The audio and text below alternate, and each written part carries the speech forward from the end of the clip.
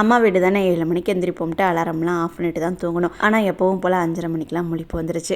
இன்றைக்கி எந்திரிச்சதுமே நான் கோலம் போகிறேன்ட்டு கோலம் போட்டேன். ஆனால் ரொம்ப கேவலமாக வந்துருந்துச்சு. நானே தண்ணியை ஊற்றி அழைச்சிட்டேன்.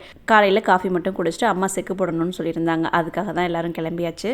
எல்லா வேலையும் முடிச்சுட்டு ரிட்டன் வரத்துக்கு 10 மணிக்கு மேலே ஆயிடுச்சு. அதனால் வரும்போதே பரோட்டா வாங்கிட்டு வந்து வீட்லேயே சாப்பிட்டாச்சு. ஆடி 18க்கு தான் லட்டு செய்யலான்ட்டு இருந்தோம். அன்றைக்கி டைம் இல்லாதனால இன்றைக்கி தான் செய்ய போகிறோம். ஒரு 1/2 கிலோக்கும் கொஞ்சம் கூட கடலை மாவு எடுத்திருப்போம். அதில் கொஞ்சமாக உப்பும் சோடாப்பும் போட்டு இட்லி மாவு பதத்துக்கு கரைச்சிக்கலாம். பாவு ரெடி பண்ணுறதுக்கு ஒரு படி அளவு சர்க்கரையை போட்டு அது முழுசுற அளவுக்கு தண்ணி ஊற்றிடலாம். நல்லா எண்ணெய் காஞ்சதும் கரைச்ச மாவு அந்த கரண்டி இருக்கும்ல அதில் வச்சு அப்படியே தேய்ச்சி விட வேண்டியதான்.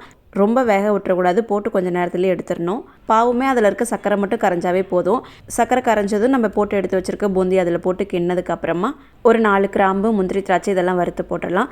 ஏலக்காய் தூளும் கொஞ்சம் போட்டு நல்லா கிண்ணதுக்கு அப்புறமா அப்படியே லட்டு பிடிச்சிட வேண்டியதான். சூடாக இருக்கும் போதே லட்டை பிடிச்சி வச்சிடணும். ஆறி போணுச்சுன்னா வராது. லஞ்ச் அம்மா வீட்லேயே சாப்பிட்டுட்டு ஈவினிங் போல் எல்லாத்தையும் பேக் பண்ணிவிட்டு ஊருக்கு கிளம்பியாச்சு.